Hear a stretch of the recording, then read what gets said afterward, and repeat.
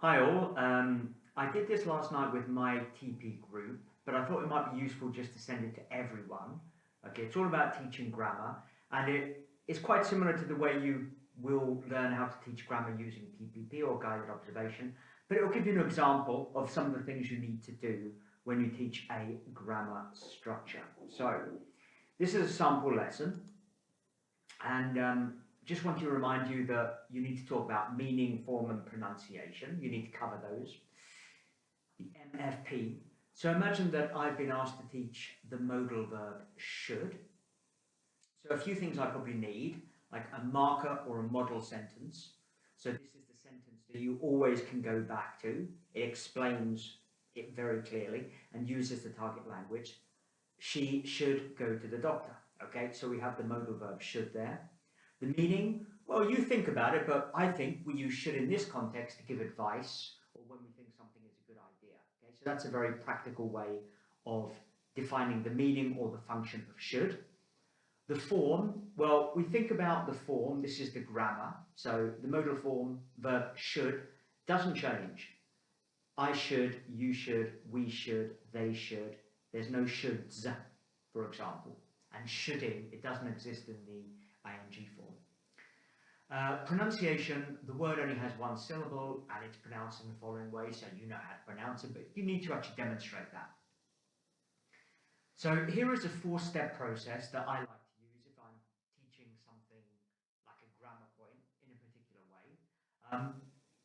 Won't always work, but it's a way of teaching grammar or teaching lexis as well, but in this one we'll be looking at a grammar form. You provide the context, you know all about that, you need to set the context, get them noticing the new language, okay? So in the PPP, this would be the presentation part. Learn MFP, okay, that would also be the presentation part. They learn the meaning, the form, the pronunciation. And then in the PPP, you have presentation, practice, and production. So you need to practice the new form, and you go from controlled practice, which is the practice part, to freer practice, which is the production part. So providing context, engage the students by setting real-life context in which the target language is used naturally. This means students are exposed to the new language before studying it. For example, if you're teaching should, you could introduce the topic of health and advice for health problems. So we have a clear real-life context, health, being sick, illness, etc. Step 2, notice the new language. Give the students the opportunity to notice and identify the new language. You can do this by reading a short text, listening to an audio recording. It can be very, very short, doesn't have to be long. They don't need to study the language yet, but their attention should be drawn to it. They should be exposed to this language. And then you go into the presentation, you learn or you teach the MFP, you focus on an example of the new language. You need the marker, the model sentence, write it on the board, somehow show the meaning, the form, the pronunciation, either elicit it, get them to work it out, or you can be kind of very much more direct and say, this is it. I don't particularly like that. I think it's much better to elicit, get them to work out the meaning and the form and the pronunciation. Practice, once you've presented the new form, you make sure that the learners have a basic understanding. They need to practice, doing control practice, which basically works more on accuracy. And then the freer practice, which is more about fluency, getting them to use it.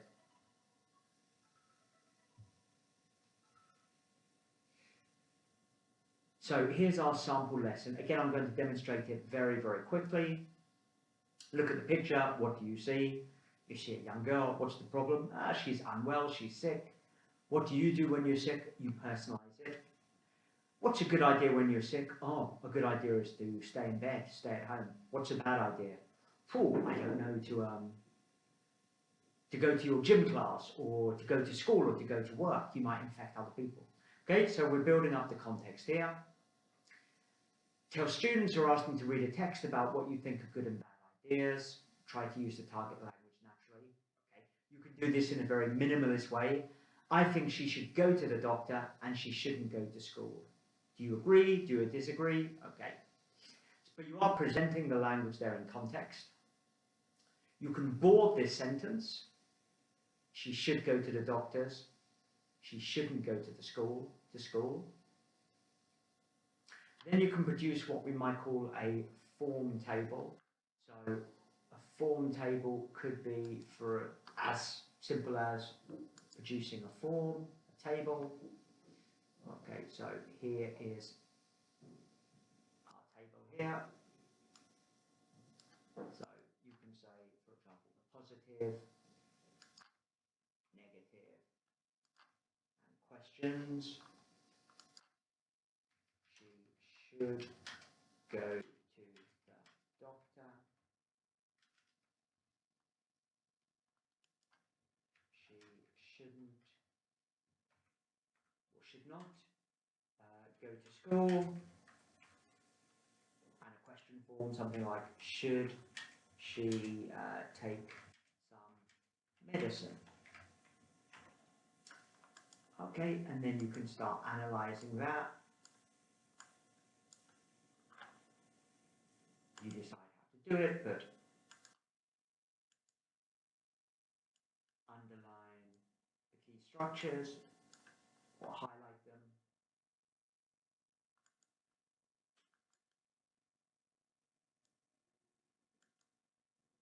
Look at the word order, all of these things. Obviously the word order changes in the question. Who's the subject? What's the verb? All of these things. And then you can do some analysis that way.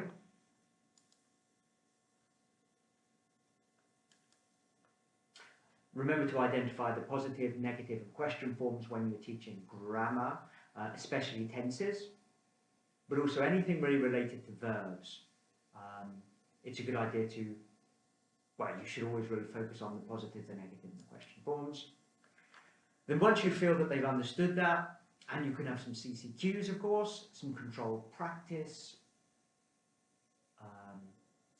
So complete the sentences with should, shouldn't, and the correct verb in the box. Work, take, go. He is too fat. He should go on a diet. She is tired. She shouldn't work so much. He wants to learn English. Should he take a course? These aren't great examples necessarily. They're fine for the control practice, but it's a good idea to stay on the same topic of health. Okay, so when you're free of practice, you might demonstrate an activity like, I have a health problem, I can't sleep at night, or I can't hear very well, or I have a pain in my leg, what should I do? The students can give advice, and then you get them to do the same thing. They come up with a problem, maybe a health problem, and then you can do a mingle activity where they give each other advice, what they should do, what they shouldn't do. They also will naturally ask questions, what should I do, or should I go to the doctors, should I stay at home, etc. One thing I don't think I really covered here, but some sort of CCQs as well, you should add when you do the presentation to make sure they've understood it. So I think I had a CCQ here. Or something like, do we use should for good advice or a good idea? Yes. Do we use shouldn't for a bad idea? No. Do we use should for a bad idea? No. Okay, so you think of the concept check questions, but to check they've understood. Okay, I hope that was useful, and good luck with your grammar lessons.